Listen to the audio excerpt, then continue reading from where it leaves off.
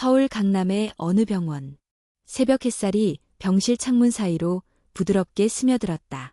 서예나는 침대에 누운 채 천천히 눈을 떴다.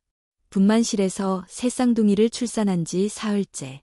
몸은 여전히 무겁고 수술 부위엔 묵직한 통증이 남아있었다. 그러나 가장 먼저 떠오른 것은 통증이 아니라 옆자리에 있어야 할 남편 강민재였다. 그녀는 고개를 돌려 텅 빈 소파를 바라봤다. 평소처럼 일찍 출근했나 싶었다. 예나는 천천히 몸을 일으키며 신생아들의 울음소리가 들리지 않도록 조심스럽게 움직였다. 침대 옆에 작은 요람 3개.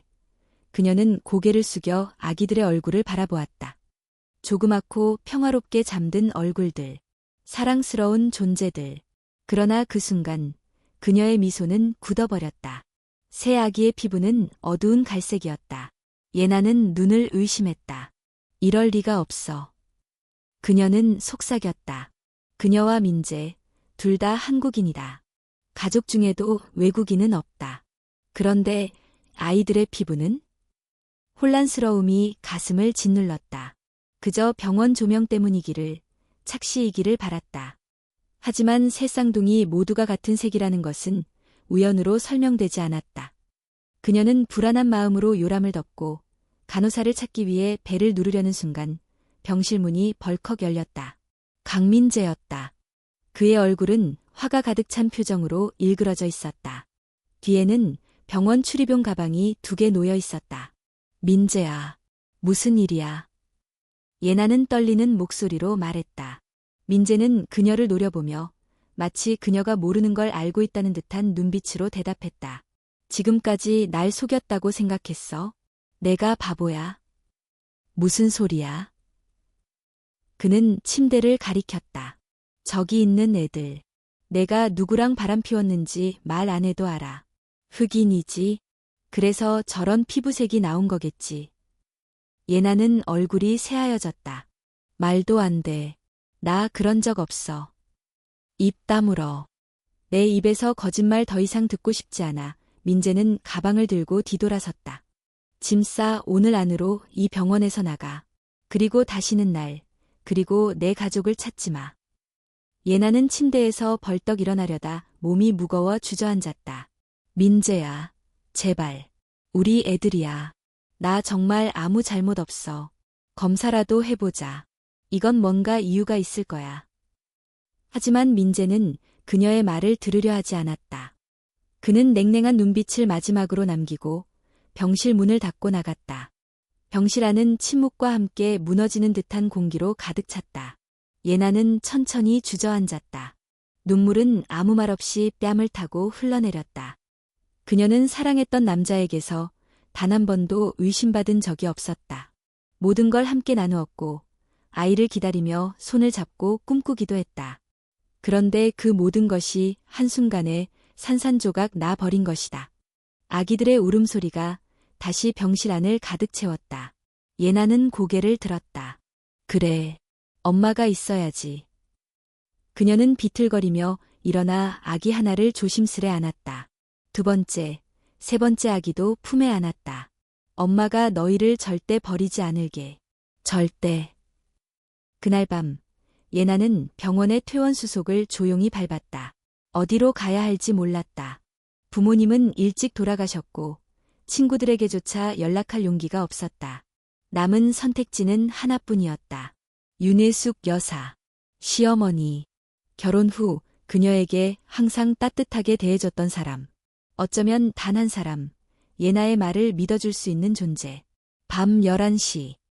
예나는 택시를 타고 서울 성북구에 있는 시어머니의 집 앞에 섰다. 아이들은 담요에 쌓인 채 품에 안겨 있었다. 그녀는 한참을 초인종 앞에서 망설였다. 설명할 말도, 용기도 없었다. 하지만 더 이상 물러설 곳도 없었다. 띵동. 초인종 소리가 울렸다. 몇 초 후, 문이 열리고 윤혜숙 여사가 나타났다. 그녀는 손에 아이셋과 가방을 든 며느리를 보자 놀란 표정으로 입을 막았다. 예나야, 무슨 일이니, 이게. 그 순간, 예나는 무너졌다. 어머니, 저, 어떻게 해야 할지 모르겠어요. 그녀는 아이들을 꼭 안은 채 무릎을 꿇었다. 눈물은 끝도 없이 쏟아졌고 몸은 떨려왔다. 혜숙 여사는 아무 말 없이 아이를 받아 품에 안고 예나의 어깨를 감싸 안았다. 괜찮아. 이제 어머니가 있으니까 괜찮을 거야. 그 말 한마디에 예나는 숨을 크게 들이쉬었다. 무너진 세상 속에서 단 한 줄기의 희망이 다시 피어나는 순간이었다. 윤혜숙 여사의 집은 오래된 2층 주택이었다. 시간이 멈춘 듯한 골목 안, 조용하고 차분한 분위기 속에서 예나는 문 앞에 서서 한참을 울었다. 시어머니는 말없이 그녀를 안으로 들였다. 아이들을 소파에 눕히고 조심스럽게 이불을 덮어준 후 혜숙은 따뜻한 차 한 잔을 건넸다. 예나는 손을 떨며 컵을 받았지만 아무 말도 하지 못했다. 민재랑 무슨 일이 있었니? 혜숙이 조심스럽게 물었다. 예나는 그제야 눈을 들었다. 자신의 목소리가 떨리는 것을 느끼며 있는 그대로 설명했다. 새 쌍둥이의 피부색, 민재의 반응, 병원에서의 갈등, 그리고 퇴원 후 아무런 준비 없이 나와야 했던 사정까지. 말하는 내내 그녀는 몇 번이고 울음을 참았고 시어머니는 묵묵히 그녀의 말을 들었다. 그 아이들, 민재가 정말 내 손주가 아니라고 한 거니? 혜숙은 믿을 수 없다는 듯 물었다. 네. 저를 외국인이랑 바람 피웠다고. 믿지도 않고 그냥 저와 애들을 다 버렸어요. 예나는 고개를 떨궜다. 한동안 침묵이 흘렀다. 혜숙은 조용히 일어나 아이들이 자고 있는 소파로 다가가 작은 손을 가만히 쥐었다.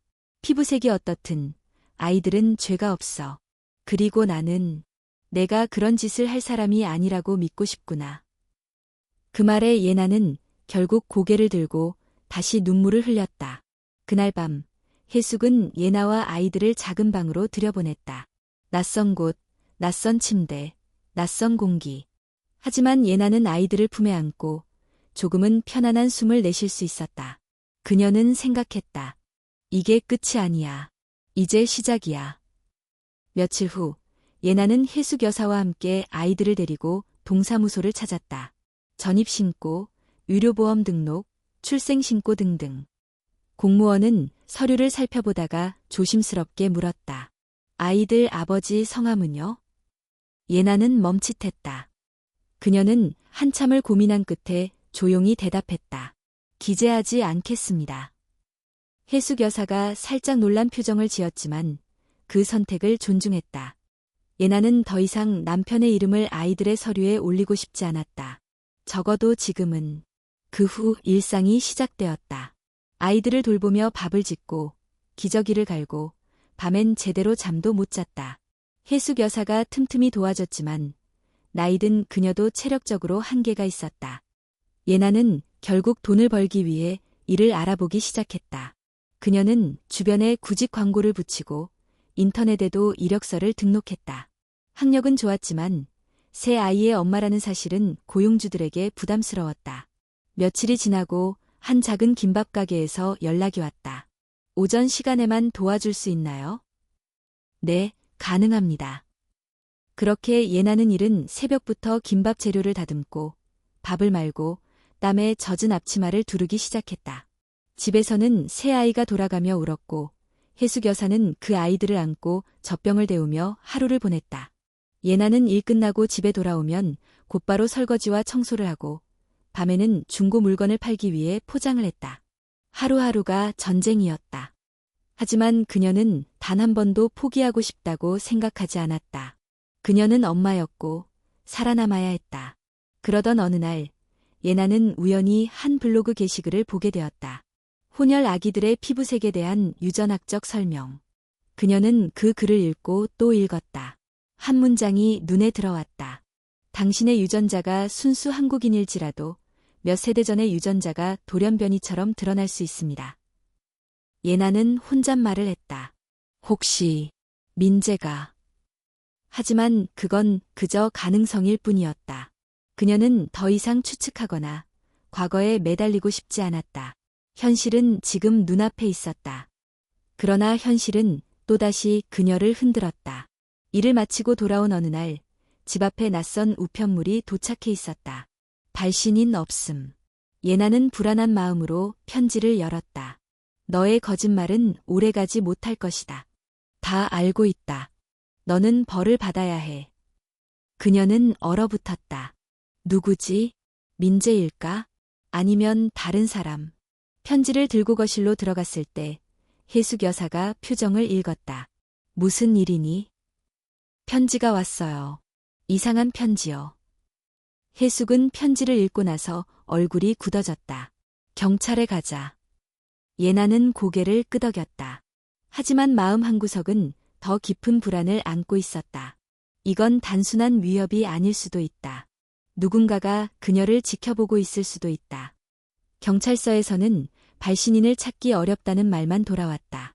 증거 부족, 구체적 위협 없음, 단순 우편 협박. 그녀는 법의 한계에 다시 한번 절망했다. 집으로 돌아오는 길, 예나는 하늘을 올려다봤다. 잿빛 구름이 몰려오고 있었다. 비가 오려나 보다. 그녀는 작게 중얼거렸다. 무너지지 마, 예나야. 넌 엄마야. 서울에서의 삶을 정리하고 부산으로 내려온 지 3달이 지났다. 서예나는 여전히 김밥 가게에서 일하며 아이 셋을 키우고 있었다. 새벽 5시에 일어나 젖병을 준비하고 아이들을 혜숙 여사에게 맡긴 후 6시 첫 전철을 타고 일터로 향했다. 가게는 부산역 근처의 작은 골목에 위치해 있었고 단골 손님들이 많아 아침부터 분주했다. 김밥을 싸고 주문을 받고 설거지를 하다 보면 시간은 훌쩍 지나갔다. 오후 1시쯤 퇴근하면 곧장 집으로 돌아와 아이들을 돌보고 저녁엔 온라인 쇼핑몰에 중고 유아용품을 올렸다. 그녀는 이제 이 세상에 혼자라는 사실에 완전히 익숙해지고 있었다. 그러던 어느 날 김밥 가게에 낯선 남자가 들어왔다. 키가 크고 피부는 갈색에 가까웠으며 눈빛은 어딘지 따뜻하면서도 깊은 슬픔을 담고 있었다. 혹시 예나 씨? 예나는 고개를 들고 그를 보았다. 순간 시간이 멈춘 듯했다. 사무엘 킴, 미국 유학생 시절 함께 공부하던 친구. 둘은 한국어 수업에서 처음 만났고 몇 번의 조별 과제를 함께하며 가까워졌었다. 하지만 그저 친구였고 학기 말 이후 서로 연락이 끊겼었다. 정말 오랜만이네. 예나는 어색하게 웃으며 말했다. 뉴스에서 봤어. 미안하지만 내 얼굴이 보여서. 그게 너인 줄 알고 찾아왔어. 예나는 깜짝 놀랐다. 뉴스에 내가 나왔어? 사무엘은 휴대폰을 꺼내 그녀에게 사진 하나를 보여주었다. 사진 속에는 몇 년 전 예나와 사무엘이 함께 캠퍼스 축제에서 찍은 셀카가 있었다. 그저 장난스럽게 팔짱을 낀 모습이었다. 하지만 그 사진은 이제 다른 의미로 변질되어 있었다. 댓글에는 익명의 비난과 루머가 넘쳐났고 일부는 예나의 새 쌍둥이와 사무엘을 연결지으며 친부라고 단정짓고 있었다. 예나는 숨이 막혔다. 이건 그냥 친구였을 뿐이야. 그런데 어떻게 이런 일이? 사무엘은 조용히 말했다. 그냥 내가 괜찮은지 확인하고 싶었어. 내가 나 때문에 상처받은 건 아닌지. 그 순간 예나는 오랜만에 누군가의 진심 어린 걱정을 들은 듯한 느낌에 가슴이 뭉클했다. 고마워, 사무엘. 정말 괜찮아. 아직은. 사무엘은 가게에 앉아 잠깐 쉬다 갔다. 그들은 옛날 이야기와 현재의 고단한 현실에 대해 조심스레 나누었고 예나는 처음으로 자신의 고통을 누군가에게 털어놓았다. 그날 이후 사무엘은 때때로 김밥을 사러 들렀고 예나와는 자연스럽게 다시 친구처럼 연락을 주고받았다. 하지만 그런 관계도 곧 위협을 받게 되었다. 그 주 금요일, 예나는 아침 출근길에 또 다른 편지를 받았다. 이번에는 더 노골적이었다. 내가 누구랑 어울리는지 다 알고 있어. 다시 만나는 걸로 보이는군. 너 같은 여자는 벌을 받아야 마땅해. 예나는 다리에 힘이 풀릴 뻔했다. 주변을 둘러봤지만 아무도 없었다. 편지에는 사진도 함께 있었다. 전날 사무엘과 가게 앞에서 나눈 짧은 인사 장면이 몰래 찍힌 것이었다. 그녀는 집으로 돌아오자마자 혜숙 여사에게 편지를 보여주었다. 혜숙은 얼굴이 굳어지며 말했다. 이건 단순한 협박이 아니야. 누군가 너를 계속 지켜보고 있다는 뜻이야. 경찰에 다시 가자. 이번엔 예나도 망설이지 않았다. 그들은 경찰서에 가서 사진과 편지를 증거로 제출했지만 돌아온 답변은 또 한 번 실망스러웠다. 명확한 피해 사실이 없기 때문에 아직 수사는 어렵습니다. 혹시 의심 가는 사람이 있나요? 예나는 입술을 깨물었다. 남편, 전 남편, 강민재. 그 사람일지도 몰라요.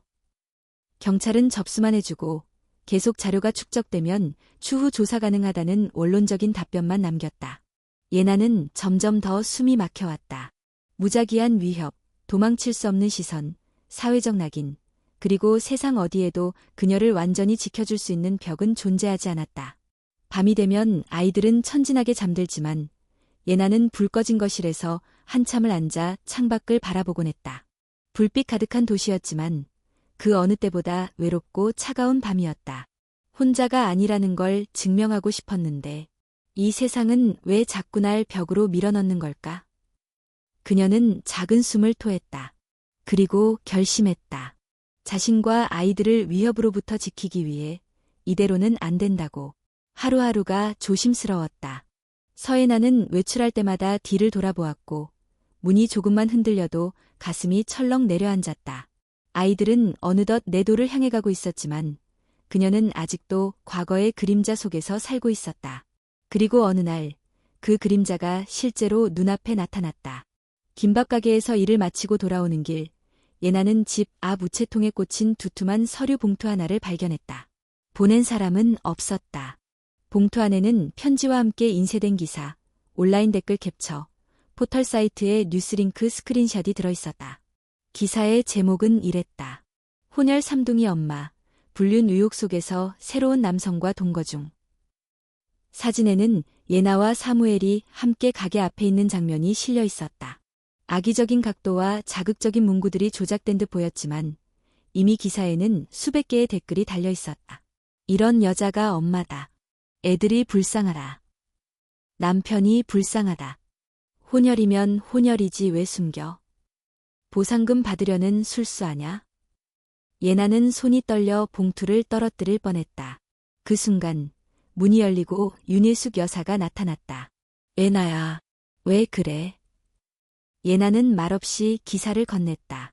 혜숙은 한참을 읽고는 말없이 앉았다. 이건 누가 의도적으로 퍼뜨린 거야. 사무엘이랑 내 관계를 곡해해서 너를 다시 무너뜨리려는 시도야. 민재일까요?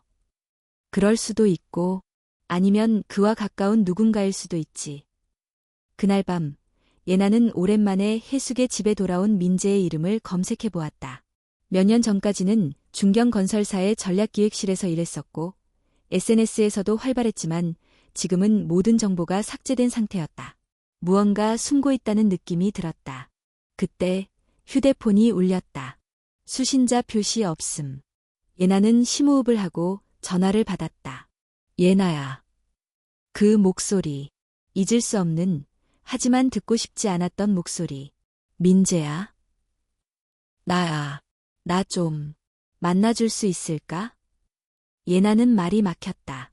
그는 왜 이제 와서 연락한 걸까? 그는 아이들을 버렸고 그녀를 절망 속에 빠뜨렸다. 무엇을 말하려고 다시 나타난 걸까? 할 말이 뭐야? 아이들에 대해, 너에 대해, 그리고 나 자신에 대해 그동안 너무 많은 것을 외면했어. 예나는 전화를 끊으려다 멈췄다. 차라리 듣는 게 나을 수도 있었다. 모든 것을 끝내기 위해서라도. 내일 오전 집 앞 카페에서 봐. 고마워, 예나야. 전화를 끊고 난 뒤에도 한동안 그녀는 휴대폰을 쥔 채 움직이지 못했다. 혜숙 여사는 조용히 다가와 그녀의 등을 두드렸다. 괜찮겠니? 모르겠어요. 하지만 이제는 피하고 싶지 않아요. 다음 날 그녀는 약속한 시간보다 일찍 카페에 도착했다. 차가운 겨울 공기 속에서도 그녀의 손바닥은 땀으로 젖어 있었다. 카페 문이 열리고 강민재가 들어섰다. 수척한 얼굴, 눈 아래에 짙은 다크서클, 그리고 수년 전보다 한층 늙어버린 인상. 예나는 그를 향해 고개를 들었다. 말해. 무슨 일이야? 민재는 조심스럽게 자리에 앉았다. 너에게 상처 준 거 정말 후회해. 그건 변명이 안 돼. 넌 나와 아이들을 버렸어. 민재는 고개를 숙였다. 그날 병원에서 내 안에 있던 무언가가 부서졌어. 난 그걸 감당하지 못했어. 예나는 그의 말을 가만히 들으며 물었다. 정확히 뭘 감당하지 못했는데? 아이들의 피부색.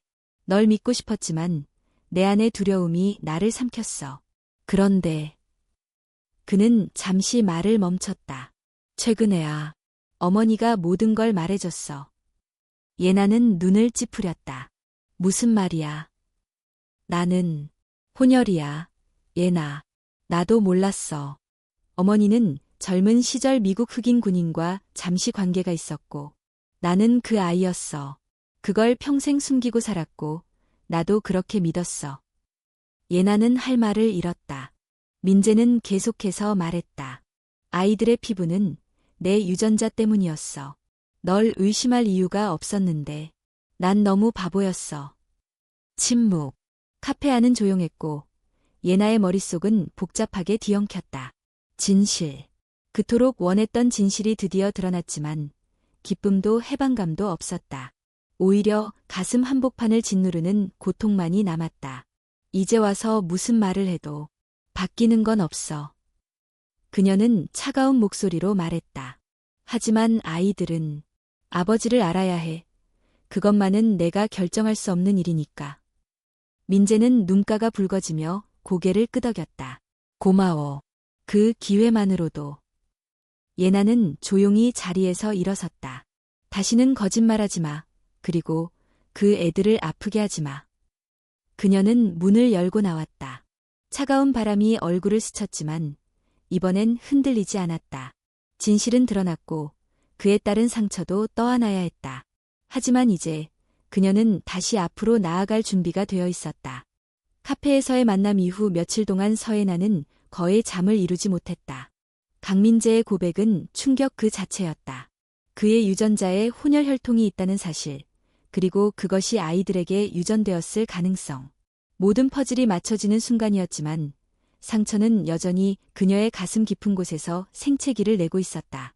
이제서야 말한다고 모든 게 용서되진 않아. 그녀는 혼잣말처럼 중얼였다. 하지만 더 큰 문제는 그 다음 날 찾아왔다. 민재로부터 다시 연락이 온 것이다. 예나야, 미안하지만 아이들하고 유전자 검사를 하고 싶어. 그 순간 예나는 숨이 멎는 듯했다. 뭐라고? 나 자신에게 확신을 주고 싶어.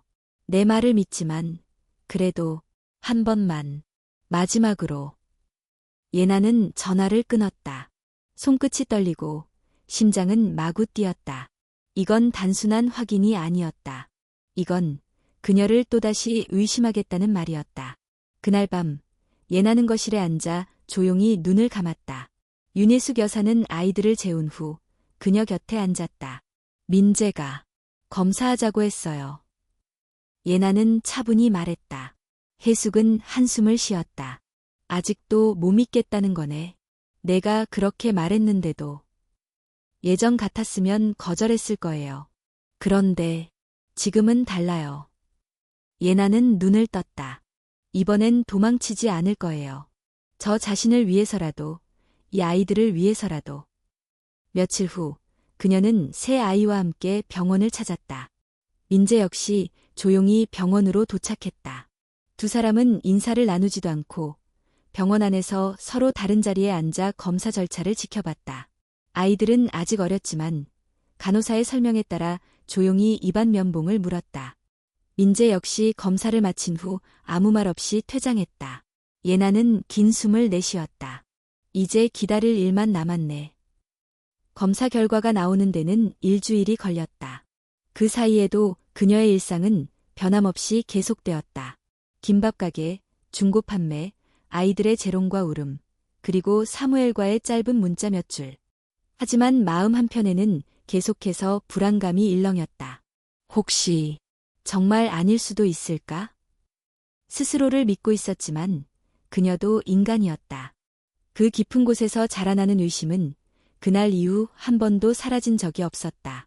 그리고 일주일 뒤 병원으로부터 연락이 왔다.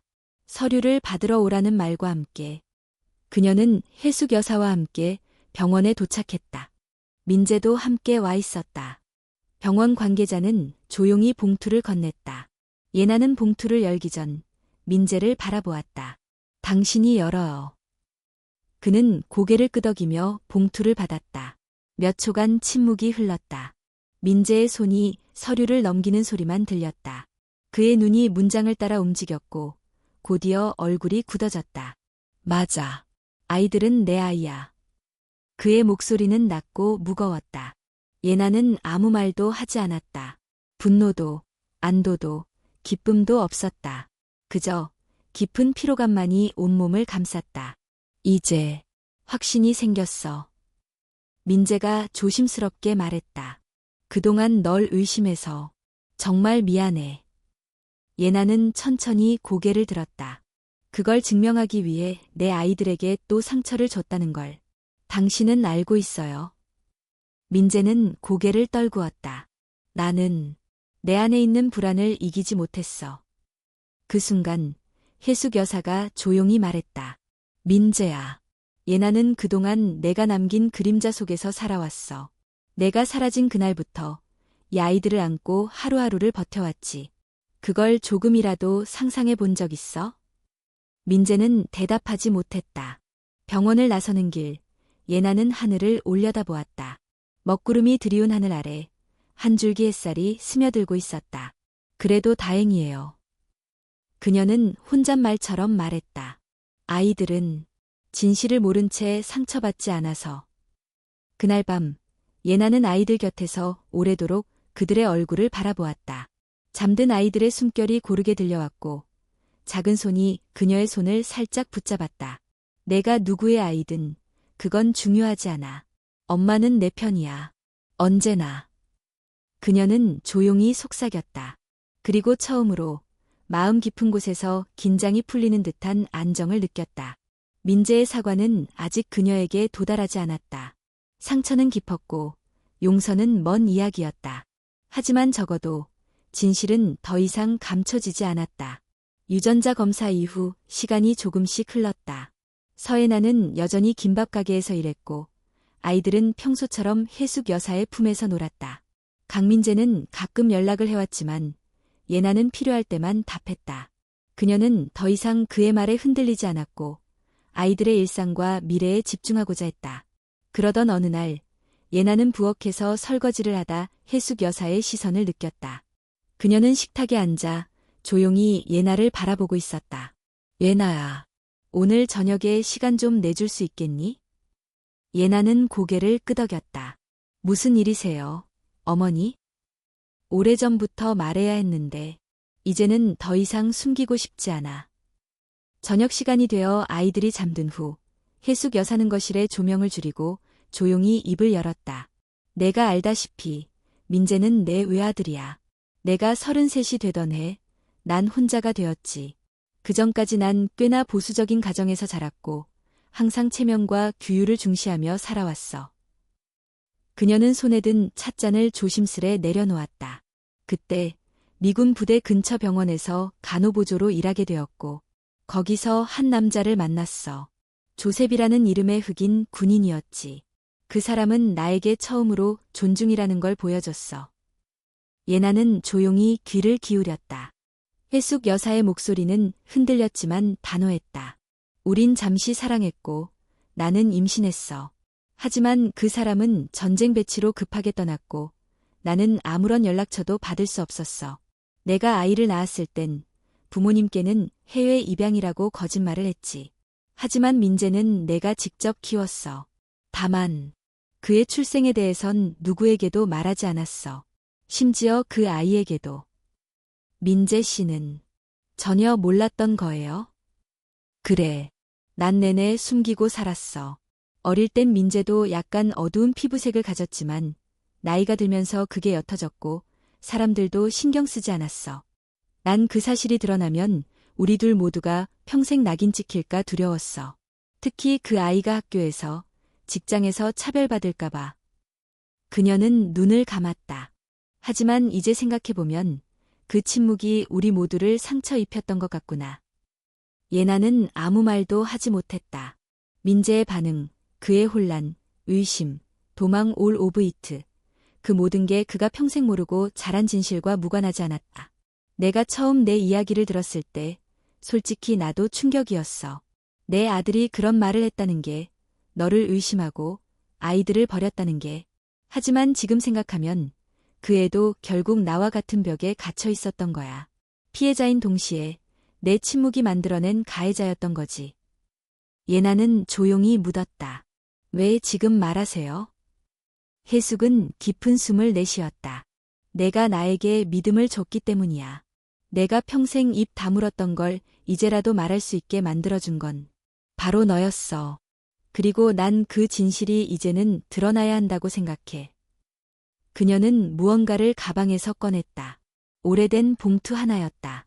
그 안에는 바랜 흑백 사진 한 장, 그리고 외국 주소가 적힌 메모가 들어있었다. 이건 조셉이 떠나기 전 나에게 준 거야.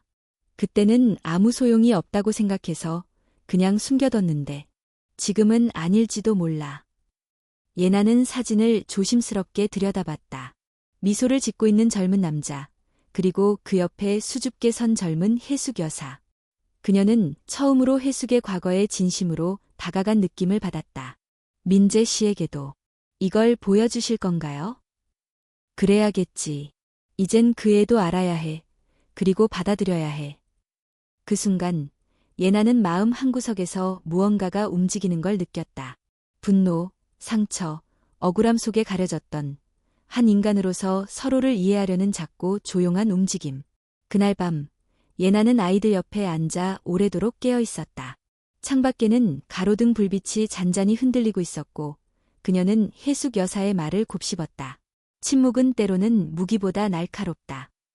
그녀는 그렇게 느꼈다. 하지만 동시에 침묵을 깨는 용기도 또 다른 사랑의 방식이라는 걸 깨달았다. 그리고 이제 그 진실 위에서 비로소 새로운 이야기가 시작될 수 있다는 것도. 며칠 후 서예나는 일은 아침 김밥 가게로 출근하던 길에 휴대폰 알람이 울리는 소리를 들었다. 친구 하나가 보낸 메시지였다. 애나야, 너 뉴스에 나왔어. 얼른 봐봐. 심장이 철렁 내려앉았다. 링크를 클릭하자 낯익은 사진 한 장이 화면을 가득 채웠다. 그녀가 아이 셋과 함께 병원 앞에서 걸어 나오는 모습이었다. 옆에는 강민재의 모습도 흐릿하게 담겨 있었다. 제목은 자극적이었다. 유전자 검사 후 확인된 충격적 진실. 혼혈 삼둥이의 진짜 아버지 등장. 기사는 어설픈 사실과 추측이 뒤섞여 있었다. 아이들의 피부색, 예나의 과거, 사무엘과의 관계, 민재의 침묵. 모든 것이 마치 의도된 시나리오처럼 엮여 있었다. 하단의 댓글은 더 참혹했다. 남편 불쌍하다. 저런 여자가 엄마라니. 피부색 숨기고 혼혈이면 사회적 책임져야지. 이게 현실이면 애들 정체성은 어쩔 거냐. 예나는 입을 다물지 못했다. 누가 이런 기사를 퍼뜨렸는지 몰라도 그 파급력은 상상 이상이었다. 하루도 지나지 않아 기자들은 그녀의 집 앞까지 찾아왔다. 카메라와 마이크, 끝없는 질문들. 아이들 아버지가 누구인가요? 혼혈이라는 걸 알고 있었습니까? 시민단체는 아이들의 정체성 혼란에 대해 우려하고 있습니다. 입장 있으신가요? 예나는 아이들을 안고 문을 닫았다. 해숙 여사 역시 충격에 빠졌다. 이건 명백한 사생활 침해야. 우리가 뭘 잘못했는데 이렇게 당해야 하니. 예나는 그날 오후 김밥가게 사장으로부터 연락을 받았다.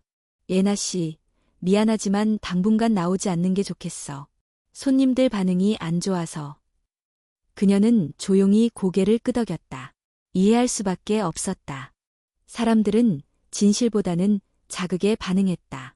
그날 밤 SNS에는 삽사인 서예나, 삽사인 혼혈 논란, 삽사인 친부 논쟁 같은 해시태그가 떠올랐고 그녀는 알지도 못하는 이들의 분노와 훈계, 조롱의 대상이 되었다. 반면 또 다른 쪽에서는 그녀를 응원하는 목소리도 존재했다. 서예나는 용기 있는 엄마입니다. 혼혈이면 어때요? 아이들은 사랑받아야 마땅해요. 피해자에게 돌 던지지 마세요. 진짜 가해자는 따로 있어요. 예나는 그 모든 댓글을 읽지 않으려 애썼지만 밤이 깊을수록 손끝은 다시 휴대폰으로 향했다. 사람들의 평가와 시선 속에서 자신의 삶이 낱낱이 해체되는 듯한 기분. 그녀는 더 이상 엄마나 여자가 아닌 논란의 중심으로 존재하고 있었다. 며칠 뒤 예나는 시민단체로부터 연락을 받았다. 아이들의 정체성 문제에 대한 간담회 자리에 초대하고 싶다는 내용이었다. 그녀는 망설였다. 내가 이 자리에 나가야 하나요? 혜숙 여사는 조용히 말했다. 지금 침묵하면 남들이 너 대신 너를 정의하게 될 거야. 그 말에 예나는 천천히 고개를 끄덕였다. 그래요. 이제는 내가 말할 차례예요. 간담회 당일 작은 회의실에는 기자와 시민, 사회복지 전문가들이 모여 있었다. 예나는 준비해온 원고를 꺼내들었다. 손이 떨렸지만 그녀는 침착하게 입을 열었다. 저는 서예나입니다. 세 아이의 엄마이고 오해와 편견 속에서 살아가고 있는 한 사람입니다. 그녀는 아이들의 피부색, 유전자 검사 결과, 민재의 정체성, 그리고 시어머니가 털어놓은 과거까지 있는 그대로 이야기했다. 누구를 비난하거나 포장하지 않았다. 오직 있는 그대로의 진실만을 말했다. 우리는 모두 불완전합니다. 그리고 때때로 진실은 우리가 감당하기 버거울 만큼 복잡하고 아픕니다. 하지만 진실을 외면한다고 해서 그게 사라지진 않습니다. 저는 더 이상 숨지 않겠습니다. 제 아이들이 누구 앞에서도 당당할 수 있도록 저는 끝까지 엄마로서 설 것입니다. 그녀의 발언이 끝나자 회의실 안은 조용했다. 이내 누군가가 박수를 쳤고 이어서 다른 이들도 박수를 보냈다. 그날 밤 예나는 집으로 돌아와 아이들의 이마에 입을 맞췄다. 잘했어, 엄마. 혜숙 여사가 부엌에서 조용히 속삭였다. 예나는 처음으로 자신의 이야기를 스스로의 목소리로 말한 날을 기억하게 될 것이다. 더 이상 숨지 않고 당당히 앞을 향해 나아가는 여정의 시작이었다. 가을이 깊어지던 어느 날 서예나는 세 아이 중 둘째인 하준이가 유난히 기운이 없어 보인다는 걸 느꼈다. 처음엔 단순한 피곤함일 거라 생각했지만 열이 계속 오르고 입술이 창백해지는 걸 보며 그녀는 곧장 아이를 안고 병원으로 향했다. 응급실에서 각종 검사가 진행되었고 하준이는 곧바로 소아병동에 입원하게 되었다. 백혈구 수치가 매우 낮습니다. 정밀 검사 결과를 기다려야 하겠지만 조기 진단으로는 급성 림프 구성 백혈병으로 보입니다. 의사의 말에 예나는 숨이 멎는 듯했다. 옆에 있던 윤일숙 여사도 손을 꽉 움켜쥔 채 말을 잇지 못했다. 치료 방법은요? 항암 치료와 함께 조혈모세포 이식이 필요할 수 있습니다. 문제는 형제나 부모 중 조직이 일치해야 이식이 가능하다는 점입니다. 예나는 말없이 하준이의 침대 곁으로 다가가 그의 손을 잡았다. 작고 따뜻한 손이 그녀의 손을 꼭 붙잡고 있었다. 그날 밤 병실의 조명이 꺼진 후에도 예나는 잠들 수 없었다. 하준이의 호흡기 소리, 기계의 삐삐거리는 소음이 귓가를 떠나지 않았다. 그녀는 결국 핸드폰을 꺼내 강민재에게 전화를 걸었다. 그가 전화를 받기까지 몇 번이나 망설였지만 지금은 자존심도 감정도 중요하지 않았다. 하준이가 아파요. 백혈병이에요. 잠시의 정적 후 민재의 목소리가 들렸다. 어디에 있어? 지금 갈게. 몇 시간 후 민재는 병실 문을 조심스럽게 열고 들어왔다. 예나는 하준이 곁에 앉아 있었다. 민재는 아이의 얼굴을 바라보며 한참을 말없이 서 있었다. 형제들의 조직이 안 맞을 수도 있어요. 그래서 당신이 필요해요. 예나는 담담하게 말했다. 민재는 천천히 고개를 끄덕였다. 검사 받겠습니다. 뭐든지. 그는 다음 날 조혈모세포 조직 적합성 검사를 받았다. 며칠 뒤 기적적으로 민재의 조직이 하준이와 거의 완벽하게 일치한다는 결과가 나왔다. 기증 가능성 95% 이상입니다. 시기를 조율하면 바로 준비에 들어갈 수 있습니다. 민재는 잠시 말이 없었다. 의사는 수술 전 동의서와 함께 기증 과정의 고통과 부작용에 대해 설명했다. 하지만 그는 망설이지 않았다. 하겠습니다. 제 아이니까요. 그 말에 예나는 고개를 숙였다. 처음으로 민재가 아버지라는 이름을 말로가 아닌 행동으로 증명하는 순간이었다. 이식 수술 당일 예나는 수술실 앞에서 손을 모으고 있었다. 혜숙 여사도 함께였다. 그녀는 예나의 어깨를 조용히 감싸 안으며 속삭였다. 모든 게 잘 될 거야. 하준이는 강한 아이야. 몇 시간이 지난 후 수술이 무사히 끝났다는 소식이 전해졌다. 하준이는 중환자실에서 회복 중이었고 민재는 피곤한 얼굴로 병실로 돌아왔다. 고마워. 예나는 조용히 말했다. 민재는 고개를 저으며 답했다. 아니에요. 당연한 일을 했을 뿐이에요. 그날 밤 예나는 병실에서 아이들을 바라보며 생각에 잠겼다. 하준이의 회복은 시간이 걸리겠지만 그의 얼굴은 평온해 보였다. 그녀는 아이의 손을 조심스레 잡았다. 내 아빠는 결국 너를 위해 다시 돌아왔어. 늦었지만 그는 제대로 돌아온 거야. 며칠 뒤 민재는 병실을 조용히 떠나며 편지 한 장을 남겼다. 예나야. 고맙다는 말보다 먼저 미안하다는 말을 해야 할 것 같아. 나는 너무 많은 걸 놓쳤고 너무 많은 걸 망가뜨렸어. 하지만 이번엔 너와 아이들을 위해 제대로 살고 싶어. 내가 자격이 있는지는 모르겠지만 그래도 한 발짝 너희 곁에 다가가고 싶어. 예나는 그 편지를 손에 쥐고 한참을 앉아 있었다. 과거의 상처, 분노, 눈물 모두가 떠올랐지만 이상하게도 이번엔 마음 한구석이 조금 따뜻해지는 것을 느꼈다. 그녀는 편지를 천천히 접었다. 아직 끝난 건 아니지만 적어도 무너진 다리의 첫 번째 돌은 다시 놓인 셈이었다. 하준이의 이식 수술 이후 시간이 조금씩 흘렀다. 아이의 회복은 순조로웠고 의사는 긍정적인 반응이라며 희망적인 소식을 전했다. 병실의 분위기도 점차 부드러워졌다. 예나는 여전히 매일 아이 곁을 지켰고 혜숙 여사는 바쁘게 간식을 챙기며 오갔다. 강민재도 수술 이후 병원에 몇 번 들렀다. 그는 예전과 달랐다. 말수가 줄었고 조심스러웠으며 무엇보다 아이들을 대하는 눈빛이 바뀌어 있었다. 어느 날 오후 하준이의 병실에서 나란히 앉은 두 사람 사이에 조용한 대화가 오갔다. 아이들을 보면서 생각했어. 민재가 먼저 입을 열었다. 내가 너무 많은 걸 놓쳤더라. 첫 번째 걸음마도, 첫 번째 말도, 웃음도, 다. 예나는 말없이 아이를 바라보았다. 이제라도 그 아이들의 삶에 한 발짝 들어가고 싶어. 아버지로서, 진심으로. 예나는 천천히 고개를 돌렸다. 그의 말은 진심이었다. 하지만 진심만으로 용서받을 수 없는 상처들도 있었다. 당신이 그 아이들을 버릴 때 난 매일이 전쟁이었어요. 예나는 조용히 말했다. 출산한 지 며칠 되지도 않은 몸으로 아이 셋을 안고 갈 데도 없고 먹을 것도 없고 당신은 그때 나에게 죽음보다 더한 외로움을 줬어요. 민재는 고개를 숙였다. 나도 알아. 그리고 그 대가를 평생 안고 살 거야. 하지만 아이들은 내 잘못 때문에 아버지를 모르게 자라게 해선 안 된다고 생각해. 예나는 숨을 깊이 들이쉬었다. 그 말이 옳다는 걸 그녀도 알고 있었다. 아이들이 자라며 스스로 질문할 날이 올 것이다. 그때 그들에게 줄 대답은 진실이어야만 했다. 며칠 뒤 예나는 민재에게 전화를 걸었다. 이번 주말 아이들하고 공원에 갈 건데 같이 올래요? 전화기 너머의 민재는 잠시 말이 없었다가 천천히 대답했다. 정말 괜찮을까?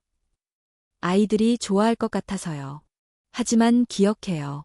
난 당신을 용서한 게 아니에요. 당신은 아직 그럴 자격이 없어요. 민재는 조용히 진심 어린 목소리로 말했다. 알아. 고맙다. 예나야. 이런 기회를 줘서. 주말 오후 부산의 한 한적한 공원. 가을 햇살이 부드럽게 나뭇잎 사이로 내려앉았다. 민재는 멀리서 뛰어오는 아이들을 보고 미소 지었다. 세 아이 모두 민재를 향해 달려온 건 아니었지만 막내 세나는 그의 손을 잡았다. 예나는 벤치에 앉아 조용히 그 장면을 바라보았다. 민재는 조심스럽게 아이들과 공놀이를 시작했고 아이들의 웃음소리가 공원에 울려 퍼졌다. 그 장면을 보며 예나는 한 가지 깨달았다. 그는 이제 아버지라는 단어 앞에서 달라져 있었다. 놀이가 끝나고 아이들이 간식을 먹는 동안 민재는 예나 옆에 조심스럽게 앉았다. 오늘 정말 고마워. 그렇게 쉽게 받아들이지 마요. 이건 당신이 잘해서 주어진 게 아니라 아이들이 원해서 내가 허락한 거예요. 알아. 그래서 더 조심할 거야. 이 아이들을 위해서 내 삼전부를 걸고 제대로 살 거야. 예나는 그의 눈을 바라봤다. 거기에는 더 이상 변명도 회피도 없었다. 오직 책임과 후회, 그리고 작지만 분명한 희망이 있었다. 하나만 약속해요. 뭔데? 조금이라도 이 아이들을 상처 줄 거면 다시는 나타나지 마요. 이번엔 절대 두 번째 기회는 없을 거예요. 민재는 단호하게 고개를 끄덕였다. 약속할게. 나 다시는 실망시키지 않을 거야. 예나는 다시 공원 쪽으로 시선을 돌렸다. 아이들이 서로 껴안고 있는 모습에 마음 한쪽이 조금씩 풀려나가는 걸 느꼈다. 그녀는 아직 그를 용서하지 않았다. 하지만 그에게 기회는 허락했다. 용서란 때때로 끝이 아니라 시작이라는 것을 그녀는 처음으로 이해하게 되었다. 겨울의 문턱이 다가온 어느 아침, 서예나는 아이들 셋의 작은 손을 하나씩 잡고 유치원으로 향했다. 부산의 바람은 제법 차가웠지만 햇살은 고요하게 따뜻했다. 아이들은 밝게 인사를 하며 교실로 들어갔고 예나는 그들의 뒷모습을 한참 동안 바라보다가 천천히 발걸음을 돌렸다. 그녀는 이제 아이들을 보내고 돌아가는 이 짧은 산책길이 좋아졌다. 비로소 숨을 쉴 수 있는 엄마 이전의 서예나로 돌아가는 몇 분의 시간이었기 때문이다. 집으로 돌아와 현관문을 여는 순간 택배 하나가 도착해 있었다. 보낸 사람은 강민재. 예나는 조심스럽게 상자를 열었다. 안에는 손편지 한 장과 함께 아이들을 위한 동화책 3권이 담겨 있었다. 편지는 짧았지만 정갈했다. 예나야, 오늘은 아이들이 유치원에서 발표회를 한다고 들었어. 혹시 필요할까 해서 작은 선물을 준비했어. 너희가 조금씩 웃을 수 있기를 바란다. 고맙고, 늘 미안하고, 그리고 무엇보다 응원해. 예나는 책을 꺼내들며 천천히 미소를 지었다. 예전 같았으면 그의 이런 행동에 불편함부터 느꼈겠지만 이제는 그 마음을 조금은 이해할 수 있었다. 그날 오후 유치원 발표회가 열렸다. 예나는 해수교사와 함께 교실 안에 자리를 잡았고 무대 앞엔 작은 의상으로 꾸민 아이들이 줄지어 서 있었다. 하준이는 동요에 맞춰 춤을 추고 있었고 세나는 끝까지 손을 흔들며 관객을 찾고 있었다. 그들의 눈빛은 무대 너머 누군가를 찾고 있었다. 그때 문이 조용히 열렸다. 강민재였다. 그는 조심스럽게 뒷자리 쪽에 서서 아이들을 바라보았다. 아이들과 눈이 마주치는 순간 세나가 소리쳤다. 아빠다. 순간 모두의 시선이 그에게 향했고 민재는 어색하지만 따뜻한 미소로 손을 들었다. 예나는 숨을 삼키며 그 모습을 지켜봤다. 민재는 무대가 끝난 후 교실 뒤쪽으로 다가와 조용히 말했다. 잠깐 괜찮을까? 아이들한테 인사만 하고 갈게. 예나는 망설이다가 고개를 끄덕였다. 아이들은 그를 보자마자 달려들었고 민재는 무릎을 꿇고 그들을 껴안았다. 그 장면은 낯설면서도 자연스러웠다. 예나는 마음속에서 무언가가 서서히 풀어지는 걸 느꼈다. 발표회가 끝난 후 모두 함께 유치원 근처의 작은 카페에 들렀다. 아이들은 뜨거운 코코아를 마시며 제잘거렸고 민재는 조용히 그 옆에 앉아 있었다. 예나는 그를 바라보았다. 당분간은 이렇게 가끔 만나는 걸로 해요. 이 아이들이 스스로 당신을 받아들일 수 있도록 시간을 줄 거예요. 민재는 고개를 끄덕이며 대답했다. 기다릴게. 천천히 아이들의 속도에 맞춰서. 그는 이제 더 이상 무리하게 무언가를 요구하지 않았다. 그리고 바로 그 점이 오히려 예나에게 신뢰를 주기 시작했다. 며칠 뒤 예나는 저녁 늦게 거실 소파에 앉아 있었다. 아이들은 잠들었고 해숙여사는 방 안에서 조용히 책을 읽고 있었다. 예나는 사진첩을 꺼냈다. 그 안에는 아이들이 태어났을 때부터의 사진이 가득했고 중간중간에는 혼자 찍은 셀카도 힘들었던 날의 흔적도 남아있었다. 그녀는 한 장의 사진 앞에서 손을 멈췄다. 새 아이가 나란히 서서 웃고 있는 사진. 그 배경엔 작은 손글씨로 적혀 있었다. 세상에서 제일 좋은 선물, 우리 아이들. 그녀는 조용히 중얼거렸다. 엄마가 지켜줄게. 항상. 그리고 문득 지금 이 자리까지 올 수 있었던 이유가 떠올랐다. 절망 속에서도 포기하지 않았던 용기, 아이들을 안고 울며 버텼던 밤들, 그리고 용서를 선택하지는 못했지만 이해를 향해 한 걸음 내디뎠던 순간들. 그 모든 것이 그녀를 엄마로 만들었고, 이제는 사람으로 다시 서게 만들고 있었다. 창밖에는 겨울비가 조용히 내리고 있었다. 예나는 커튼을 젖히고 하늘을 바라봤다. 그림자는 여전히 존재했지만 이제는 그 너머에 작은 빛이 있었다. 완벽하지 않아도 좋았다. 완전하지 않아도 괜찮았다. 그녀는 처음으로 내일이 조금 덜 두려웠다. 그리고 그로 인해 더 강해졌다.